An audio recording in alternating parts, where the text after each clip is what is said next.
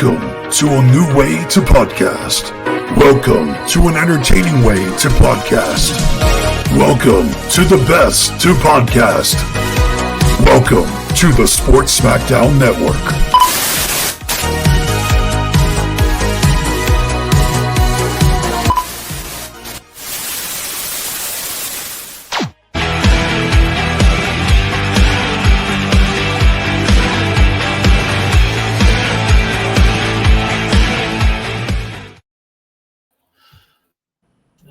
What's up, everyone?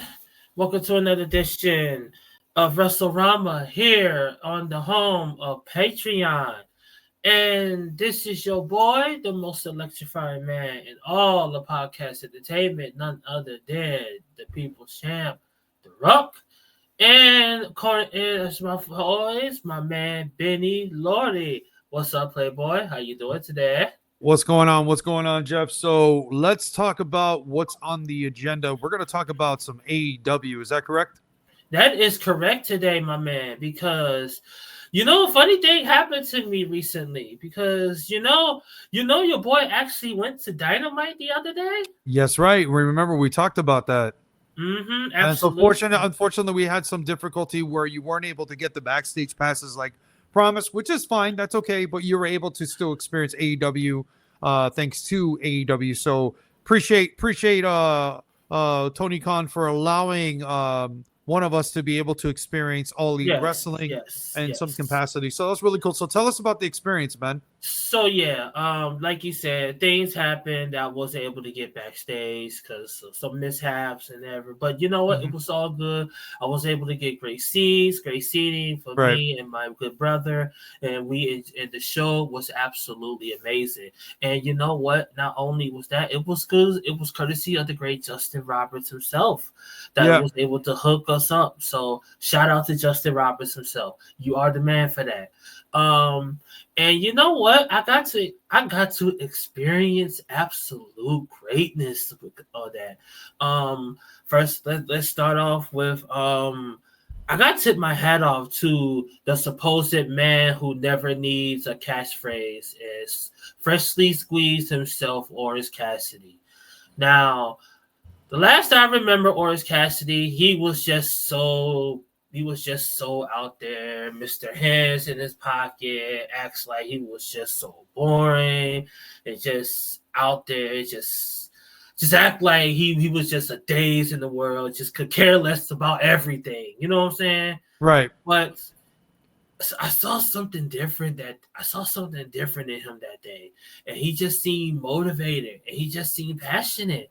And he was going ready into his feud with the current AEW champion Jon Moxley, and now in his faction name, the Death Riders, no longer named the BCC, now the Death Riders, which I gotta give it credit. That's a badass name. That's a badass name for a faction.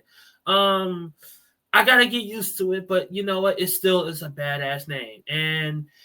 And recently, what happened? They just basically took out Chuck Taylor in a devastatingly fashion. They basically broke his neck after they recently just took out Bryan Danielson as well. Not too long ago. That's how Jon Moxley obtained the AEW championship title. But like I said, kudos to them, and it looks as though they have in the presence of a very, very interesting and fiery story. And not too long ago that things was getting personal, things was getting beefy, and it started a very, very obscene fight that broke out there. A bunch of people was gone out there. You had Darby Allin coming from the ceiling, pretending he was Sting or something back in the day. A lot of people have complained about that, though, in a way. Well, I don't know if you heard that. Yeah, they definitely have, because Darby Allin's just, I gotta say, like, nothing against Darby Allin, but it's just not him. It's just he tries so hard to try to be like what Sting used to be on so many cases. It's just does not. He just doesn't have the look. But you were saying, I'm sorry, I just wanted to throw that out there because it's just, I think overall, well, let's get this out of the way. Overall, what would you rate your experience going to an AEW live event on a scale of 1 to 10, 10 being very, very extremely good and 1 being very poor? You know what? You came, hold on, and I was going to say this too, to add notes to that, you came, that's what she said. You went to an episode of AEW Live, Dynamite. Mm-hmm. You were there with the debut of Bobby Lashley.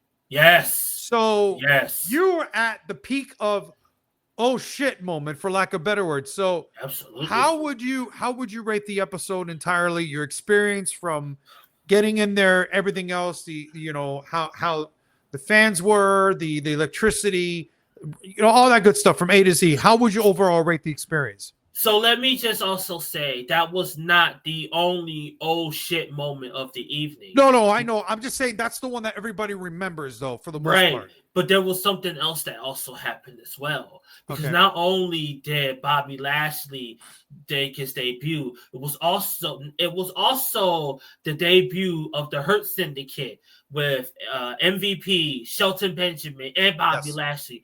But also something else happened there too, because during the whole skirmish that took place with Orange Cassidy and the Death Riders and everyone else involved, Private Party came in there and tried to save the day.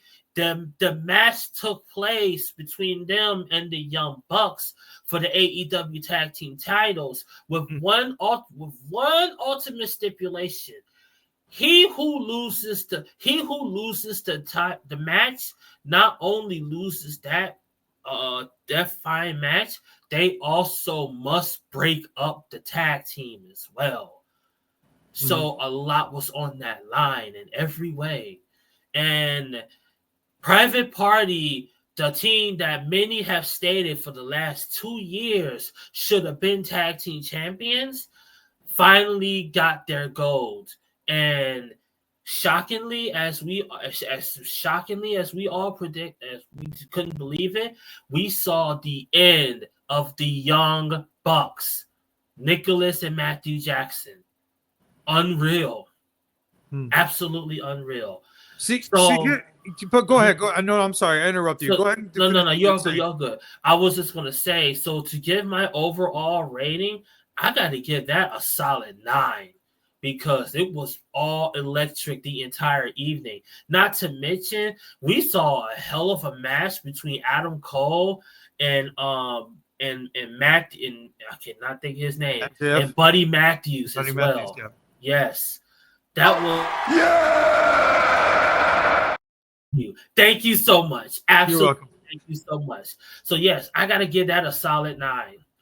Solid 9. So here, I know you're being a prisoner of the moment because you were there and you got to experience it, and not for nothing. I mean, I applaud you on that. I'm really grateful that you were able to experience it, but you can see where I'm about to go with this. And this is the problem that I have with AEW in general. And I think that, not for nothing, I think the Young Bucks are not meant to be separate from being a tag team. I think that Private Party, for the most part, too, shouldn't be separated. But I could see more of Private Party separating and being good singles competitors mid-card for the most part. You can't say the same thing about Nick Jackson and his brother, because the problem is, Jeff, you could tell me if I'm right or wrong on this, where do you see them being good singles competitors? I mean, yes, they've had good matches on their own merit in AEW and in New Japan as well. They've done that before, but they're more known as a tag team. I don't know what Tony Khan's going to do to make this up for this,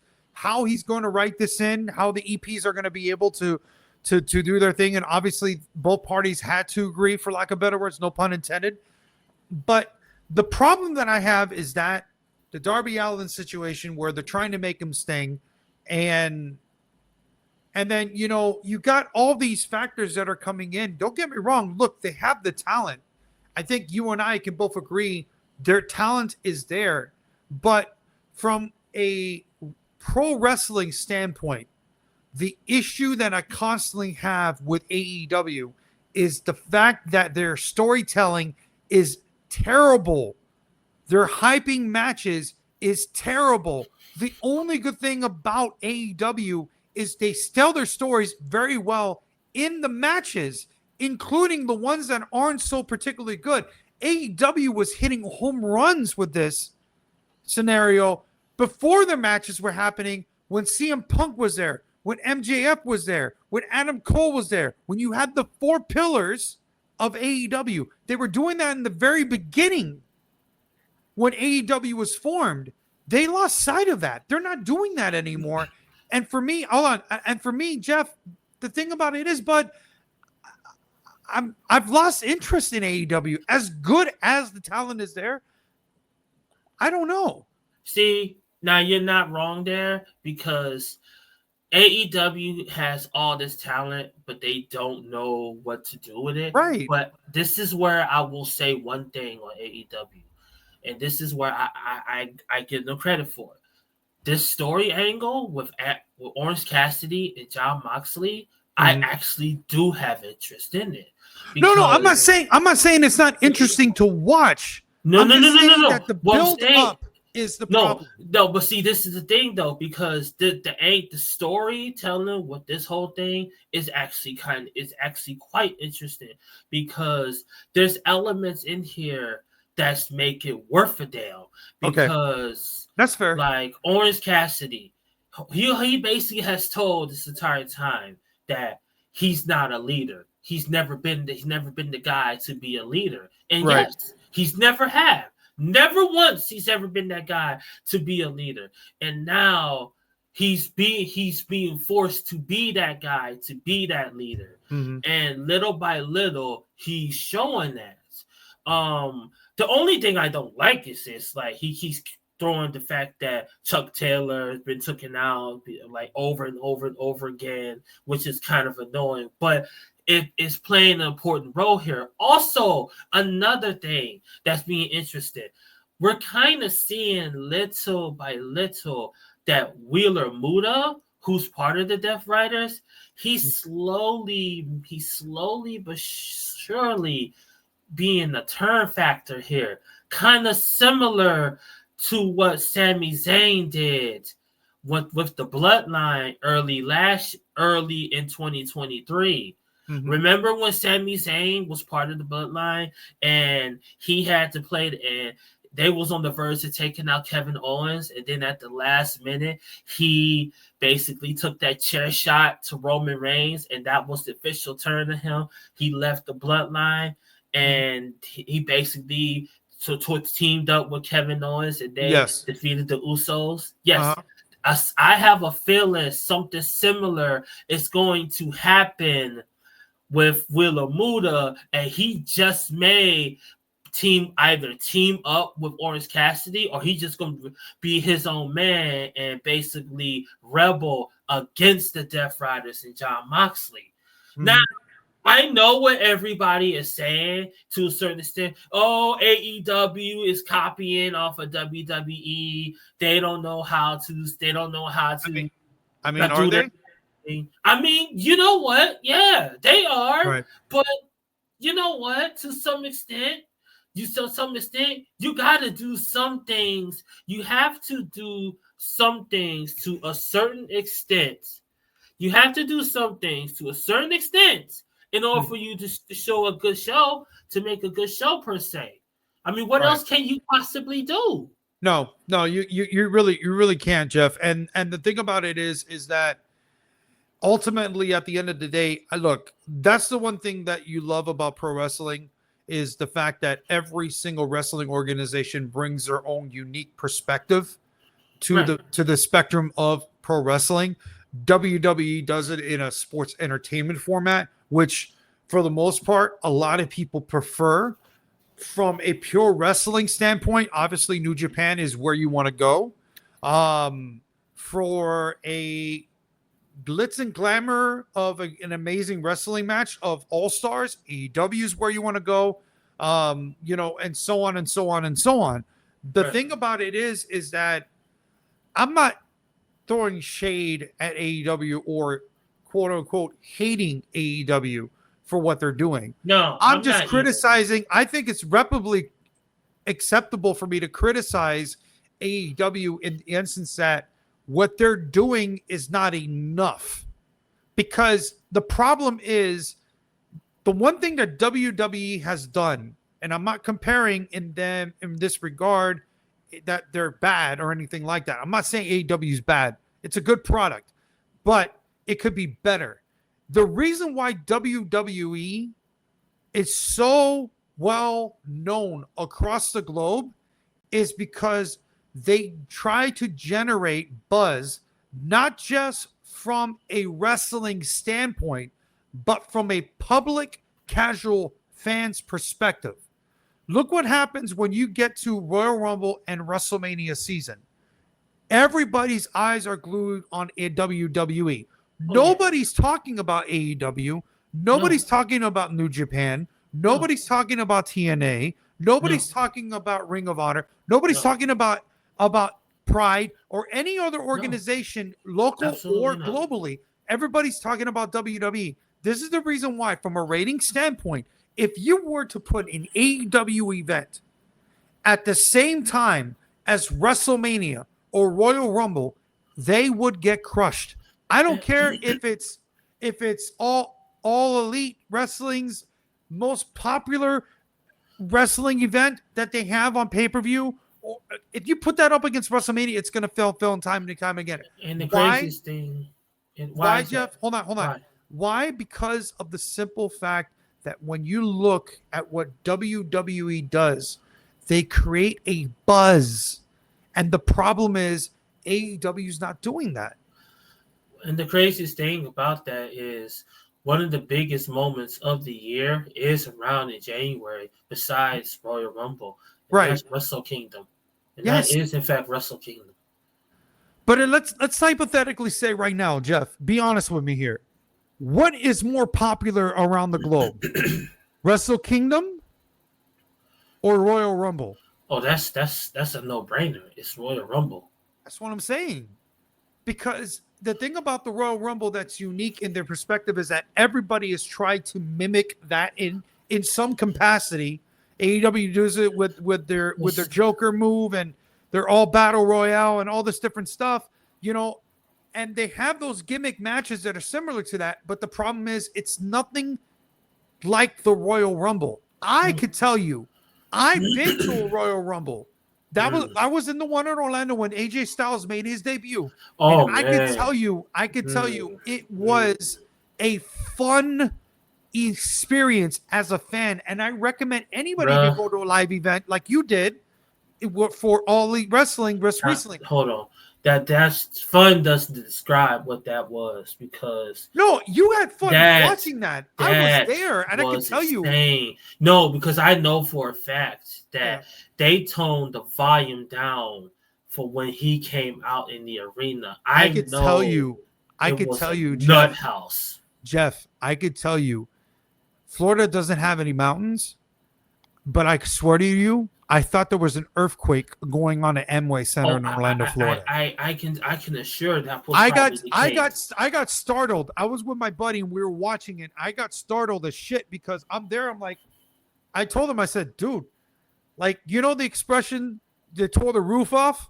Mm-hmm. It literally felt like they tore the stadium off, for lack of better words. And like I said, they disrespected him because they toned the volume down, right? Because he came out there. But my point that I'm trying to get at is, and the reason why I'm bringing that up is, you notice how you talked about it and you weren't there, as if you were there.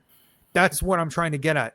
Nobody's going to talk about Wrestle Kingdom unless you're going to have an iconic match of immense proportions, like Shawn Michaels in his prime is going to face Okada.